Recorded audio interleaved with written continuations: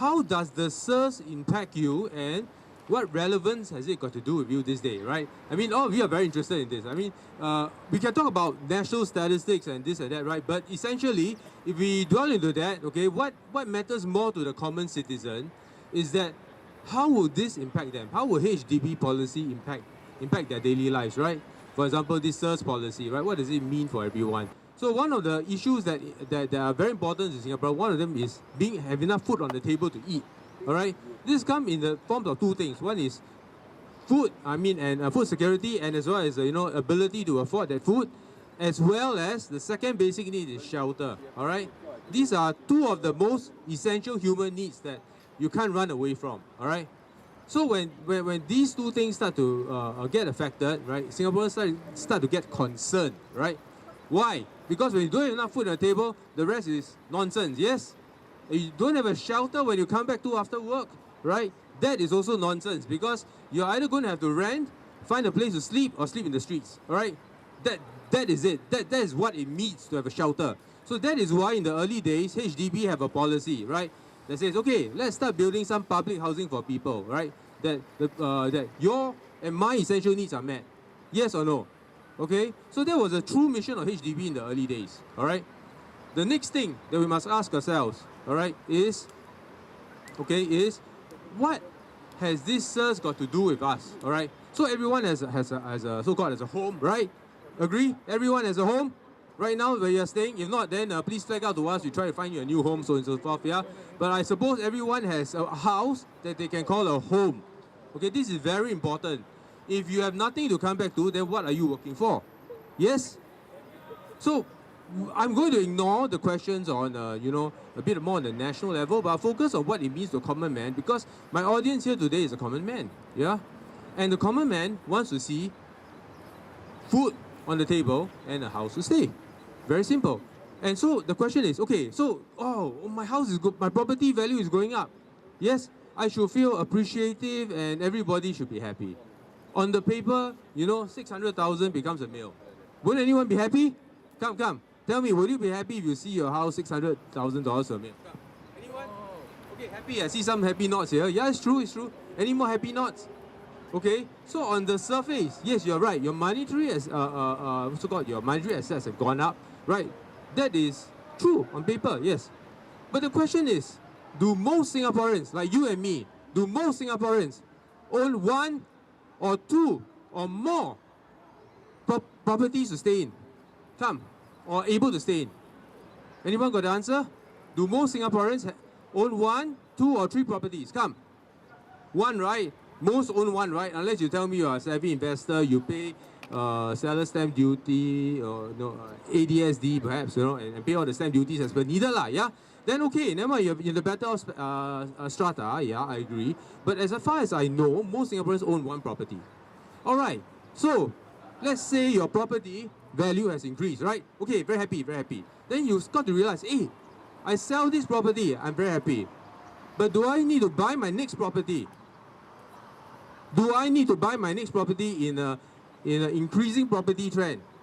Yes or no? Yes, right? Unless you own two or more properties. If you're owning a single property, then the conclusion is that, hey, hello brother, I pay 1 million here. Hey, then one go 1.4. I need to top. Let's say if I pay similar for similar and I go 1 to 1.4, do I need to top up 400,000 at the next stage? So the answer is yes, you do. So what now? Is it actually, right, we live in Singapore, so we pay for housing in Singapore. Don't talk about Malaysia or what. If you want to go, then, I can't stop you, right? But if you want to say, you stay in Singapore, you want to work in Singapore, your roots are in Singapore, your friends and families are in Singapore, you stay in one HDB, you sell off, you need to top up, okay, maybe 300,000 or 400,000 because of an increasing property trend that is out of your control. How? Yeah, that's a very interesting question. So this surge or this rise in property trend, does it really benefit you? Yeah, because unless you have the financial capability to own 2 or more properties. Okay, I'm not giving a property talk here, seriously. I'm giving you the real thing that's hitting you in the bug right now, right? The thing that's hitting you at home right now. So if these things don't concern you, then what the hell? Where the place are you going to stay? Yeah? Think about it. So number one, okay, the rise in property may not be beneficial, or it's on paper. But because you sell your house, you need to own, I mean, you need to buy another one, right? Yeah? Or unless you want to plan to live in the streets or rent forever, yeah? Of course, that's another option. I wouldn't say that that is not fair. All right, so I don't really try and give unfair criticism of the government or whatever. I try to give fair and measured balance, yeah? Everyone needs to be fair and everyone needs to know how to go on living at this next stage of their life, you know, stuff like that, yeah? It's a practicality, it's bread and butter issues for Singaporeans. That is what I'm talking about, right? I'm not aiming anyone or doing anything, but these are things that we Singaporeans, we are facing the heat on the streets. We need to know what to do about the next step, yeah? So now the SERS, okay, now why the SERS issue in Ang Mo Kio was an interesting example. I'm not criticizing, but I'm just saying that, okay, there was a few financial calculations that worked out, especially one of them was about 180 plus, 189,000, something like that, to top up the certain deficits, yeah? So, well, okay, while you're young, that's okay, that's okay. I mean, nobody begrudges you when you take out a second loan or, you know, improve to a 99-year tenure. There's nothing about it, right? There's absolutely nothing about it. But, the moment you hit 65 years old, and most of these people are, who are they going to get the money from to top up the loan? Are they going to come up cash in hand, like you? Or you? Are they going to come up cash in hand? That's a big problem. No, we're not protesting. We are just looking at things in a measured way. So who's going to lend a loan? I mean, seriously. Is it going to be the banks that will lend you after 65? Now, who has a loan extended to them after 65? There's a show of hands.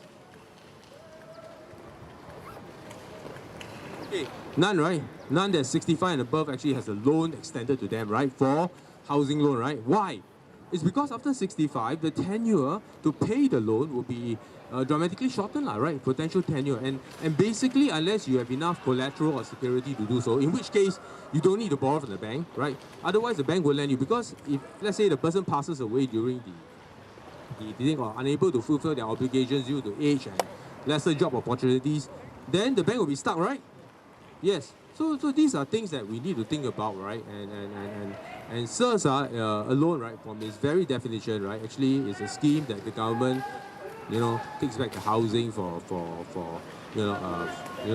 early buyback kind of thing, right? And so it's called selective and block replacement scheme, yeah. So which is why we need to have these considerations. Okay, I know there are many previous SERS before, no issues, right? There are previous SERS before, you don't have to top up. So why can't we follow that principle, right?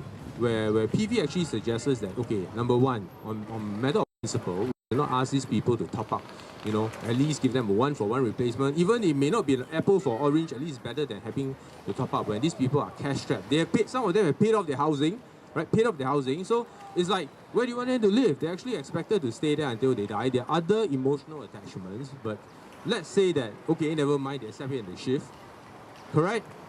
But the essence of it is that should a person be asked to top up if they have been selected for SERS and it's not their option, you know, yeah? So and then offering them a 50-year leash is a half measure because there will be discrepancies. Okay, let's say for example, a 50-year and a 99-year, you rent out, right? So who's getting the let's say they rent out for the same value, so who's getting the better deal, end of the deal? So this will have an impact on the other 99-year leases. So while this is a half solution, this essentially has other implications as well, all right? And it's compact. All right, so basically, let me ask you again, okay? Back to you, okay? HDB created these public housing, all right, for one purpose, okay? So that everyone has a house in its original purpose. Whereas, along the way, somehow it got to become an appreciating asset, right? Appreciating. But remember, no, every time you say appreciating asset, right? You sell your house, do you need to buy a new one? Yes. And the housing prices are on appreciating end. So what we need actually is a steady controlled growth of housing, right? Which PV has actually an eye to look into, right? Steady controlled growth instead of creating huge bursts of growth and which may suddenly collapse, right? This will lead to people being unable to service their loans on some ends, which is quite bad, all right? Rather, we want a more stable growth of real estate, which is more, a housing rather than an investment asset to begin with, yeah? Because all of you want a house at the end of the day, right? You don't want an investment that go, you know, up and down one moment, yeah? That would leave you very unsettled because the bank, sometimes when it goes down, you need to top up. It's true. You know, some of the conditions in the clause say, hey, if it falls below this value, you have to top up, right? And you know, that will be a negative equity charge. Okay, to put in simple terms, okay, if that happens, you're going to pay money, yeah? And you're already suffering. So we try to reduce that suffering on that level, all right? So that you guys can have a better thing. But again, we don't decide the policy here. I mean, we just can only speak our mind, advise plainly, yeah, and basically see the situation for what it is. That is why you are here. You are here to listen to our views so that you can have a better sense as well as a better idea how to get out of these some of these property traps that you are in. Okay, like for example, you know that perennially increasing property prices may not be to your advantage, all right? On paper, yes, but you got to buy the next house, yeah? All right? So these are some of the considerations, and basically, if you force someone to move, at least it has to be on some equitable level. In other words, you shouldn't have been forced to top up the money for it, right? Yeah, you can get a bit further away from Ang Mo Kio, nobody's complaining, right? But I mean, yeah, there's some people who prefer to live nearer to the MRT and so on and so forth, lah. But yeah, but it was something that has been decided long time ago. So if you want to change, you have to make up your mind to change, right? We can't help you, yeah? Essentially, it's a people's choice, all right? And for myself, I've advocated that not only I mean, other than materials costs, the rest should not be charged to the people at land costs, so on and so forth, lah, right? And things like MOP, okay, in principle should be scrapped, all right?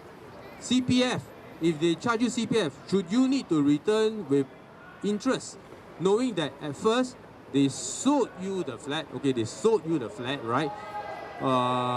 Theoretically, and if they did so, then why should you be returning CPF with interest, yeah?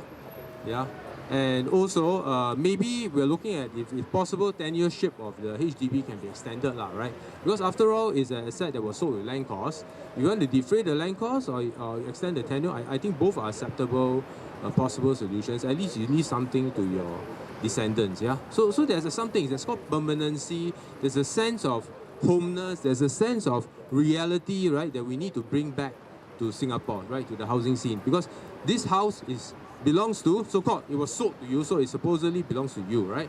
But although we all know it's a tenancy contract, yeah? You go read, yeah?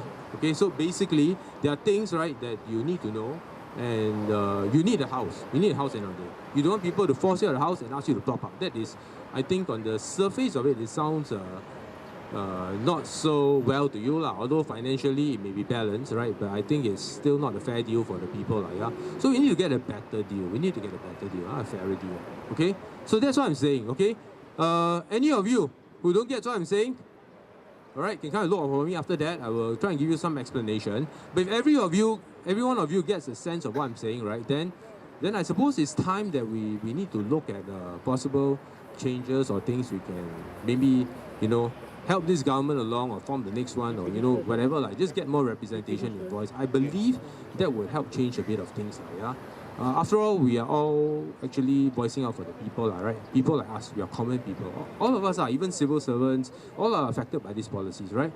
Whether be it army officers, policemen, civil servants, I mean, I think we take a reason and standpoint to it that there is nothing wrong, yeah? There's nothing wrong to it. So I hope all of you give a due point and consideration to this, right? And I wish everybody all the best of you for the next 1-2 years, all right? And I hope you get a fairer deal on the HDB, all right? Ken? Okay? Ken, huh? All right, okay, I'll see you guys next time. Thank you very much.